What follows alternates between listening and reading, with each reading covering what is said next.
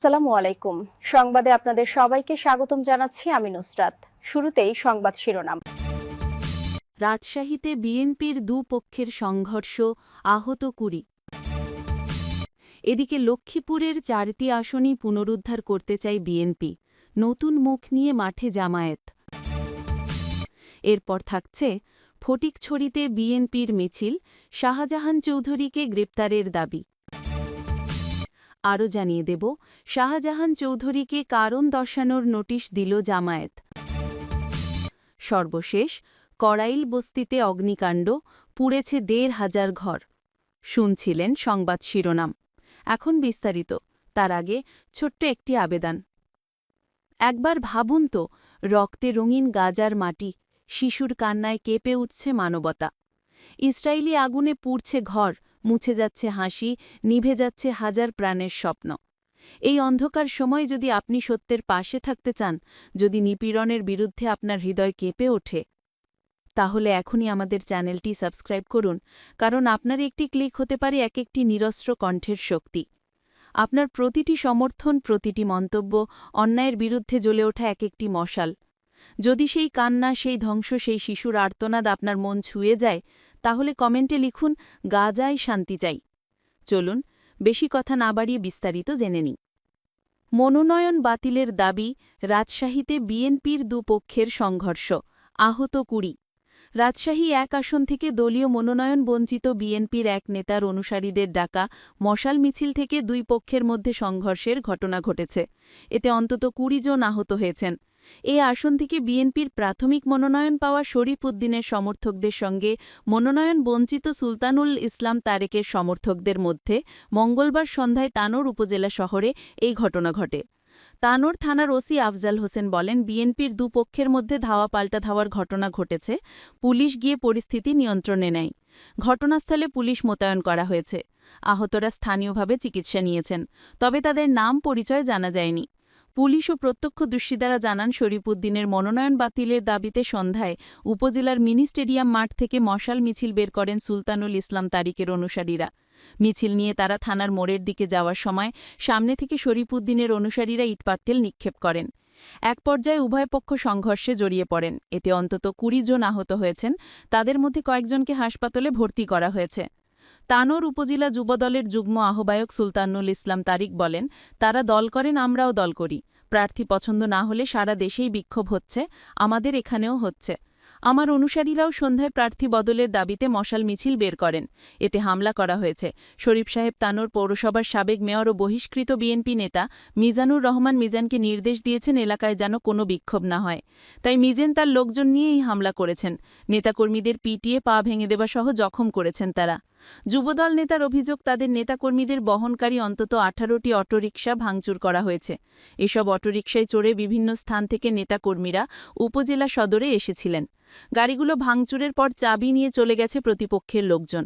এছাড়া হামলার সময় কিছু লোকজন ভূমি অফিসে আশ্রয় নিয়েছিলেন, সেখানেও হামলা করেছেন তারা। এই সময় হামলাকারীরা ভূমি অফিসের এক কর্মকর্তার গাড়িও ভাঙচুর করেন বলে জানান যুবদল নেতা তারেক। তিনি বলেন, এই ব্যাপারে থানায় অভিযোগ করা হবে।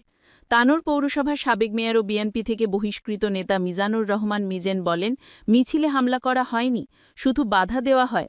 তবে মিছিল থেকে আমাদের কর্মীদের ওপর হামলা চালানো হয়েছে, এতে বেশ কিছু কর্মী আহত হয়েছেন।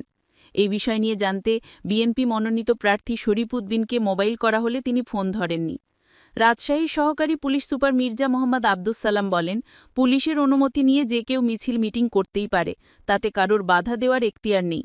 তানোরি মিছিলে বাধা দেওয়া কেন্দ্র করে দুই পক্ষের মধ্যে সংঘর্ষ হয়েছে। পুলিশ গিয়ে পরিস্থিতি শান্ত করে। ঘটনাস্থলে বেশ কয়েকটি গাড়ি ভাঙচুর করা হয়। এই ঘটনায় পুলিশ প্রয়োজনীয় ব্যবস্থা নেবে। এই ঘটনায় অভিযোগ পেলে তদন্ত সাপেক্ষে আইনি ব্যবস্থা নেওয়া হবে বলে জানান তানোর থানার ওসি আফজাল হোসেন। এদিকে লক্ষ্মীপুরের ৪টি আসনে পুনরুদ্ধার করতে মরিয়া বিএনপি, নতুন মুখ নিয়ে মাঠ কাঁপাচ্ছে জামায়াত। লক্ষ্মীপুরের রাজনীতি আবারও তপ্ত। একসময় যে জেলাটি বিএনপি প্রভাবিত হিসেবেই পরিচিত ছিল 2001 এবং 2008 দুই নির্বাচনে 4টি আসনেই বিজয় পেয়েছিল দলটি। 2014 সালের একতরফা নির্বাচনে সব আসন আওয়ামী লীগের দখলে চলে যাওয়ার পর এবার সেই আধিপত্য ফিরে পাওয়ার মিশনে নেমেছে বিএনপি। জেলায় 4টি আসনের 2টিতে ইতিমধ্যে দলীয় প্রার্থী ঘোষণা করেছে তারা, বাকিগুলো জোটসঙ্গীদের জন্য ছাড়ার আলোচনা চলছে বলেও জানা গেছে। অন্যদিকে প্রথমবারের মতো 4টি আসনেই নতুন মুখ নিয়ে লড়াইয়ে নেমেছে জামায়াতে ইসলামী। যদিও এ জেলায় কখনো জামায়াত দলীয় প্রার্থী দিয়ে জেতেনি, তবে এবার ভিন্ন ধরনের কৌশলে মাঠে নেমে তারা নতুন সমীকরণ তৈরি করেছে। কয়েক মাস ধরে সব আসনেই তাদের প্রার্থীরা তৃণমূল পর্যায়ে সক্রিয় প্রচার চালাচ্ছেন। বিএনপি এখনও আনুষ্ঠানিকভাবে প্রার্থী ঘোষণা না করলেও জোটসঙ্গী এলডিপির চেয়ারম্যান শাহাদাত হোসেন সেলিম ধানের শীষ প্রতীকেই নির্বাচন করবেন বলা হয়েছে বিএনপির কেন্দ্রীয় নেতাদের কাছ থেকে। সেলিম বহুদিন ধরেই এলাকায় সংগঠনের নেতাকর্মীদের সঙ্গে তাল মিলিয়ে প্রচারণা চালাচ্ছেন। এ আসনে বিএনপির মনোনয়ন প্রত্যাশীর তালিকাও কম লম্বা নয়। হারুনুর রশিদ, মোজাম্মেল হোসেন, শাহা উদ্দিন, মাশফিকুল হক এবং ইমাম হোসেন সবাই মাঠে আছেন। এদিকে জামায়াত এখানে মনোনয়ন দিয়েছে নাজমুল হাসান পাটোয়ারিকে। পরিবর্তনের ডাক দিয়ে তিনি ভোটারদের দ্বারে দ্বারে ঘুরছেন। এ আসনে সবচেয়ে বড় আলোচনার নাম অন্তর্বর্তী সরকারের তথ্য উপদেষ্টা মাহফুজ আলম। তিনি পদত্যাগ করলে প্রার্থী হতে পারেন বলে এলাকায় গুঞ্জন জোরালো, না হলে তার ভাই মাহবুব আলম এনসিপির প্রার্থী হিসেবে লড়তে কান। এই আসনে এবার দলের চেয়ারপারসনের উপদেষ্টা আবুল খায়ের ভূঁইয়াকে মনোনয়ন দিয়েছে বিএনপি। তাকে ঘিরে দলটির তৃণমূলে উচ্ছ্বাস দেখা গেছে। তার দাবি এটি বিএনপির জন্মভূমি এবং জনগণের সমর্থন আগের মতোই শক্ত। জামায়াতে ইসলামীর প্রার্থী এম রুহুল আমিন ভূঁইয়াও পিছিয়ে নেই। তিনি মনে করেন এবার তাদের উপস্থিতি বিএনপির জন্য বড় চ্যালেঞ্জ হয়ে দাঁড়াতে পারে। 4টি আসনের মধ্যে বিএনপির সবচেয়ে শক্ত ঘাঁটি হিসেবে ধরা হয় লক্ষ্মীপুর 3 আসনকে।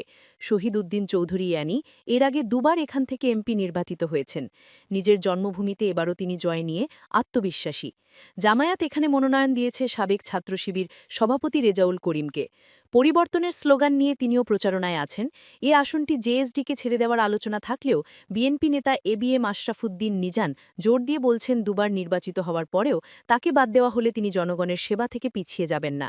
অন্যদিকে জেএসডির সম্ভাব্য প্রার্থী তানিয়া রব সমান উচ্ছ্বাস নিয়ে প্রস্তুতি নিচ্ছেন। জামায়াতের প্রার্থী এআর হাফিজুল্লাহ এ অঞ্চলের অবহেলা দূর করার অঙ্গীকার নিয়ে মাঠে নেমেছেন। ইসলামী আন্দোলন, গণ অধিকার পরিষদ ও এবি পার্টির প্রার্থীরাও এখানে সক্রিয়, ফলে আসনটি জমে উঠেছে বহুমুখী লড়াইয়ে। সর্বশেষ ফটিকছড়িতে বিএনপির মিছিল, শাহজাহান চৌধুরীকে গ্রেপ্তারের দাবি। চট্টগ্রাম 2 ফটিকছড়ি আসনে বিএনপির মনোনীত প্রার্থী ও জেলা বিএনপির সাবেক যুগ্ম আহ্বায়ক সরওয়ার আলমগীর বলেছেন, জামায়াত নেতা শাহজাহান চৌধুরী প্রশাসন তাদের আন্ডারে নিয়ে যাওয়ার ঘোষণা করেছেন। প্রাইমারি ও উচ্চ মাধ্যমিক শিক্ষকদের দাঁড়িপাল্লার পক্ষে কথা বলার জন্য বলেছেন। তিনি বলেছেন, তাদের কথায় নাকি বাংলাদেশ চলবে। আমি অবিলম্বে এই শাহজাহান চৌধুরীকে গ্রেফতার করে আইনের আওতায় আনার আহ্বান জানাচ্ছি। মঙ্গলবার 25 নভেম্বর ফটিকছড়ির নানুপুর বাজারে বিএনপির উদ্যোগে গণমিছিল শেষে পথসভায় প্রধান অতিথির বক্তব্যে তিনি এসব কথা বলেন। মিছিলটি নানুপুর লাইলা কবির কলেজ মাঠ থেকে শুরু হয়ে নানুপুরের গুরুত্বপূর্ণ সড়ক প্রদক্ষিণ করে বাজারের মুখে এসে শেষ হয়। সারোয়ার আলমগীর বলেন, ধানের শীষের পক্ষে গণজোয়ার উঠেছে, সেই জোয়ারে ভেস্তে যাবে একটি গোষ্ঠীর নানামুখী ষড়যন্ত্র। আজকে গ্রামে গঞ্জে প্রতিটি ঘরে ঘরে 31 দফার বার্তা পৌঁছে দিতে হবে। এর ভিত্তিতে আগামীর বাংলাদেশ পরিচালিত হবে। নির্বাচনে বিএনপির ভারপ্রাপ্ত চেয়ারম্যান তারেক রহমানকে জয়যুক্ত করে প্রধানমন্ত্রী বানাতে হবে। সেই লক্ষ্যে কঠোর পরিশ্রম করতে হবে। তিনি আরও বলেন, ফটিকছড়িতে শিল্পোজন করা হবে, সেই জন্য এ অঞ্চলের মানুষ কাজ করতে, এতে করে বেকারত্ব দূর হবে। আমি ফটিকছড়ির মানুষের সঙ্গে আছি এবং জীবনের শেষ নিঃশ্বাস পর্যন্ত থাকব। বিএনপি নেতা শহীদ উদ্দিন মাস্টারের সভাপতিত্বে ও মিয়া মোশরাফুল আনোয়ার চৌধুরী মসুর সঞ্চালনায় মিছিলে অংশ নেন ফটিকছড়ি পৌরসভা বিএনপি আহ্বায়ক মোবারক হোসেন কাঞ্চন, বিএনপি নেতা আহমদ হোসেন তালুকদার, জেলা কৃষক দলের সদস্য সচিব নাজিম উদ্দিন শাহিন, নাজিরহাট পৌরসভা বিএনপি আহ্বায়ক এজাহার মিয়া ও সদস্য সচিব শাহনেওয়াজ সেবুল।